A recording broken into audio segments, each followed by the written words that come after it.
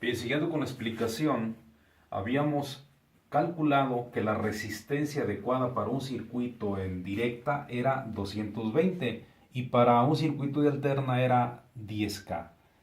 Cabe entender que si nosotros conectamos el diodo como está aquí presente, cuando lo pongamos a chambear, aquí va a haber una caída de voltaje de 0.7 y el diodo LED progresivamente o de manera generosa va a iluminar porque hemos calculado de manera adecuada todo.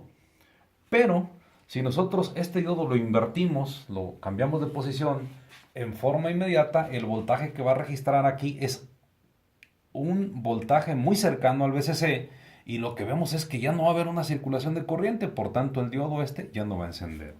Ahora, en voltaje de corriente alterna, como la alterna está cambiando a razón de 60 veces la polaridad, cuando la polaridad sea más menos, el diodo está bien polarizado y entonces en consecuencia va a haber una circulación de corriente que va a hacer posible que el diodo encienda. Y aquí va a caer una caída de voltaje de 0.7. Pero cuando nosotros tenemos una polarización menos más, el diodo no va a encender porque no hay una circulación de corriente dado que el diodo queda polarizado de manera inversa.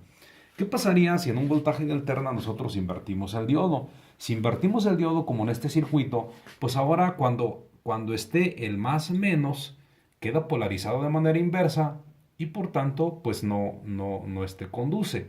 Pero cuando tengamos nosotros un voltaje menos más, entonces queda polarizado de manera directa y hay una circulación de corriente, pero ahora en sentido inverso. Por lo que hemos hecho nada más es este dedito lo hemos invertido para que funcione y entonces el LED también va a encender. Quiere decir que en alterna el comportamiento es parecido al que tenemos aquí. Si nosotros metemos una señal alterna al diodo, si metemos una señal alterna al diodo y el diodo está conectado de esa manera, la salida en el diodo sería esta.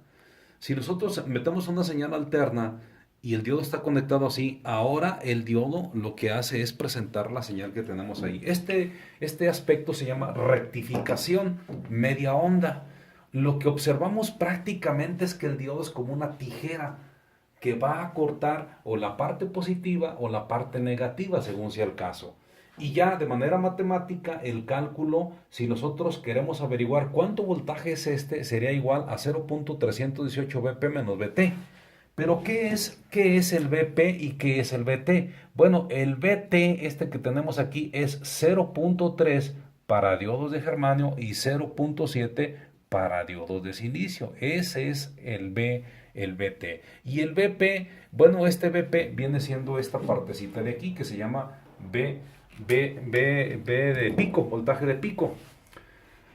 Y si nosotros sabemos que este es un voltaje de 120 voltios de RMS, bueno, el voltaje RMS es igual a 0.707 Vp o Vp entre raíz de 2. Haciendo el cálculo matemático descubrimos que el Vp es 169.7. Por lo que nosotros podemos predecir, si ponemos un diodo de esta manera o de esta manera, podremos predecir cuánto voltaje va a haber. Porque ya tenemos, este es una constante, ya tenemos el Vp que para el caso que nos ocupa son 169.7 y ya tenemos el Vt, si es un diodo de silicio sería 0.7.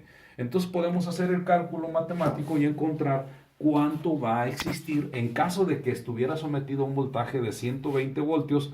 Nosotros tendríamos 0.318 que multiplica a 169.7 y esto menos 0.7 nos da una cantidad de 53.74 voltios. El voltaje de salida para un escenario de este tipo sería 53.74 voltios. Eso es lo que tendríamos. Apréciese una cosa. Cuando nosotros insertamos un voltaje de alterna al diodo rectificador, nosotros en la salida vamos a tener o los semiciclos positivos o los semiciclos negativos. Pero este voltaje que tenemos aquí ya no es un voltaje de alterna, y es un voltaje de directa pulsante. Así pues, que si nosotros vamos a checar con el medidor nuestro voltaje del diodo, lo tendremos que poner para la salida en voltaje de directa. Y si queremos checar en la entrada, será un voltaje de alterna. Vamos a hacer el experimento.